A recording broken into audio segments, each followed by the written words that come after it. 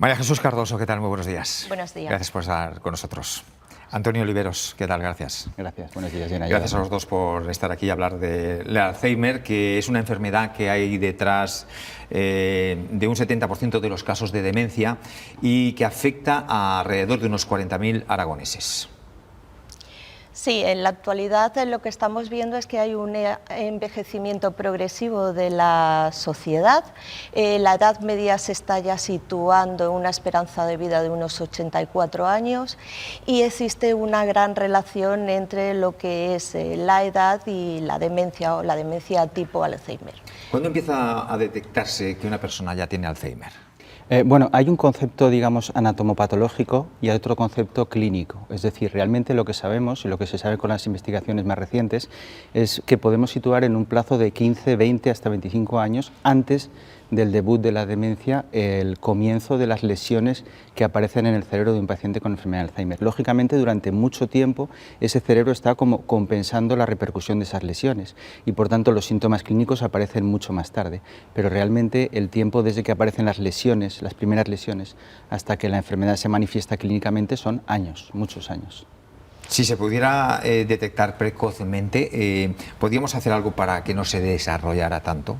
Sí, en relación con lo que ha comentado Antonio, el que exista un cambio ya neurológico antes de que se manifieste conductualmente nos da la posibilidad de utilizar biomarcadores que van a ser fundamentales para ese diagnóstico precoz de la enfermedad. Mientras antes diagnostiquemos, antes vamos a poder intervenir para ralentizar el avance de la enfermedad y también para utilizar los fármacos que en estas primeras fases es cuando parece que son más efectivos. Sí, efectivamente, es decir, esa ventana de oportunidad que se abre con el diagnóstico más que precoz, se debería hacer diagnóstico temprano, es una ventana de oportunidad que no solo es cuantitativa, no solo es disponer de más tiempo para actuar, sino del mejor tiempo para actuar. Muchos de los fármacos que se están probando ahora, que en teoría serían capaces de modificar el curso natural de la enfermedad, es decir, de ralentizarla o de pararla, son fármacos que tienen muchas más oportunidades de hacer ese trabajo si se aplican en fases tempranas de la enfermedad. Bueno, el enfermo en su parte inicial es consciente de que algo va mal o para ellos todo es normal. Uno de los trucos curiosos que a veces empleamos los neurólogos en la consulta es que muchas veces el paciente viene diciendo no sé a qué me traen. ¿De acuerdo? Es decir, no sé por qué me traen porque mi memoria está perfecta. Pero lo cierto es que sí que es verdad que el paciente muchas veces nota que algo no va bien. Quizás una de las características de la enfermedad es que se pierde, hay un concepto que es el de anosognosia, que es que se pierde un poco la crítica, el concepto de qué está yendo mal, ¿no? Pero el paciente nota que a veces va algo mal aunque no sabe precisar exactamente qué ocurre. Eso es muy importante porque muchas veces eso también conlleva el que aparezcan otros síntomas al principio de la enfermedad que muchas veces llevan a esa confusión. Una persona que cree que algo está yendo mal en su cerebro y con la palabra Alzheimer sobrevolando la mente de todos, pues es una persona que, por ejemplo, puede tener problemas psicológicos. Y a veces esos problemas psicológicos son los que llevan al diagnóstico o al equivocado diagnóstico, por ejemplo, de que tiene una depresión.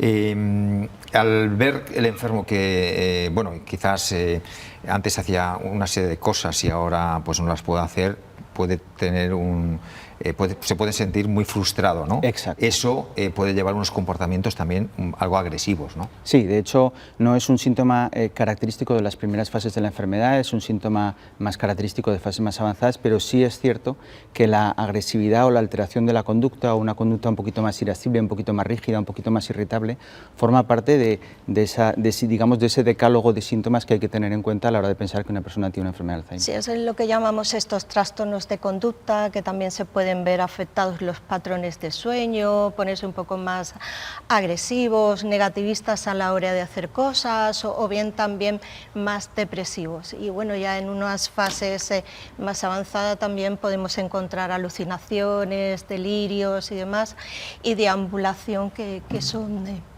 necesarios de controlar. Por eso en esos cambios de comportamiento es muy importante el diagnosticarlo bien y luego tener la medicación, ¿no? Adecuada, ¿no? Porque a veces incluso hay medicaciones que pueden no ser la adecuada y también puede seguir alterando, ¿no? Sí, de hecho en el diagnóstico diferencial cuando se evalúa un paciente con un problema cognitivo, con un deterioro cognitivo, uno de los elementos que hay que tener en cuenta en el diagnóstico diferencial es la iatrogenia, es decir, el hecho de que algunos fármacos en sus efectos secundarios incluyen el que puedan producir problemas cognitivos, ¿vale? Entonces, eso también hay que tenerlo en cuenta a la hora de valorar a un paciente. Y luego lo que ha comentado María Jesús, es decir, que realmente esos problemas psicológicos son diferentes los problemas característicos de las fases iniciales o las fases más avanzadas de la enfermedad, pero son problemas que realmente pueden ser la forma de comienzo de la enfermedad, eso es algo que tener muy presente, o ser algo que complica la evolución de la enfermedad desde un principio.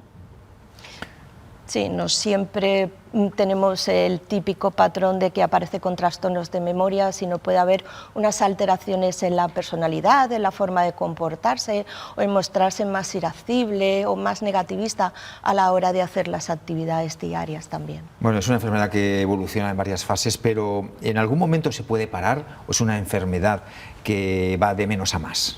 Bueno, aquí me estás preguntando por algo que todavía está muy en pañales, pero que me hace mucha ilusión. Y es el hecho de que precisamente gran parte de las investigaciones que hacemos, y que no hacemos solos, que hacemos en colaboración con muchos otros centros, porque si no sería imposible, son investigaciones dirigidas a, por decirlo de una manera, convertir esta enfermedad neurodegenerativa y por tanto progresiva en una enfermedad crónica. Cuando me refiero a una enfermedad crónica, me refiero a una enfermedad comparable con lo que sería la hipertensión o la diabetes o la hipercolesterolemia, es decir, una enfermedad en la cual sí que es verdad que requiere un tratamiento, sí que es verdad que requiere unos cuidados, sí que es verdad que no es lo mismo tener la enfermedad y tenerla controlada que no tener la enfermedad, pero es una enfermedad de la que si la controlas adecuadamente no te mueres, por decirlo de alguna manera. Hablamos del enfermo, pero hay que hablar, es muy importante hablar de las familias, ¿no? Son los que están todo el día con ellos. ¿Ellos qué pueden hacer? ¿Qué recomendaciones les dan? ¿Cómo pueden afrontar la situación en el día a día? Bien, en un primer momento los familiares se sienten colapsados, se sienten desbordados. En un estudio que hicimos en AFEDAD encontramos que todos los familiares que participaron tenían ansiedad y depresión de forma clínica, ¿no? Entonces tenemos una población que está cuidando a otra población, pero que también necesitan el apoyo ellos también como familiares. Desde la asociación tenemos grupos de terapia donde el familiar puede estar un tiempo con otros familiares y poner en común en grupos de autoayuda qué dificultades se van encontrando en el día a día y entre todos ellos darle un apoyo y el poder controlarlo. ¿Y la administración apoya lo suficiente? Porque es una enfermedad, imagino que muy cara, ¿no? Muy cara, pero este año precisamente uno de los lemas del Día Mundial del Alzheimer es un lema de que hay que entender la especificidad de la enfermedad. La especificidad implica que hay una serie de datos específicos, que una serie de datos concretos que debemos tener en cuenta en la enfermedad y que a lo mejor nos obligan a abordarla de una manera especial.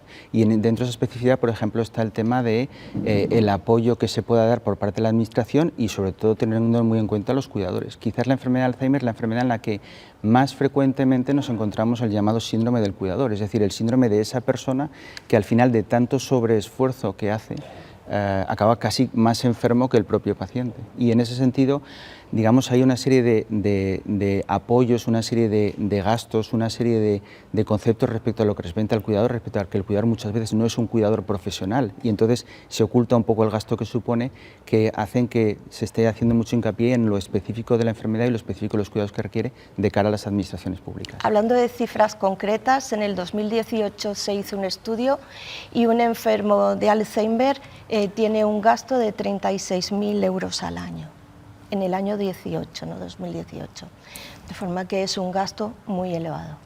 Y bueno, hablamos de las familias, pero los cuidadores ante esas situaciones también, en cierta forma, por decirlo de alguna manera, también se tienen que cuidar, ¿no? Eso ¿cómo se establece? ¿Qué mecanismos tienen?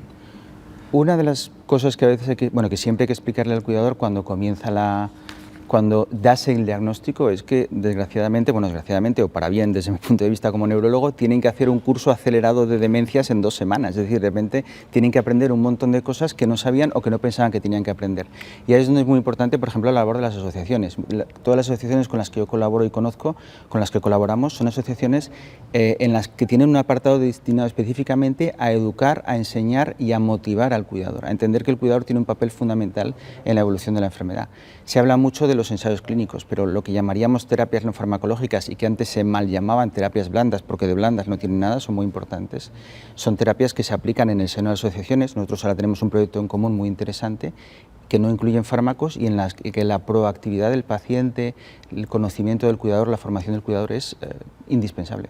Desde la asociación lo que damos es información, damos acogida y damos unas pautas para poder trabajar y manejar al paciente y el cuidador.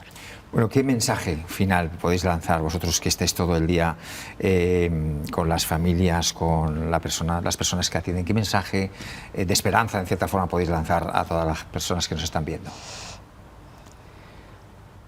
Que cuenten con los profesionales para aprender sobre la enfermedad y así irá bien. Que tengan un papel proactivo y que entiendan que realmente hay mucha gente haciendo esfuerzos, hay avances lentos pero que se están produciendo.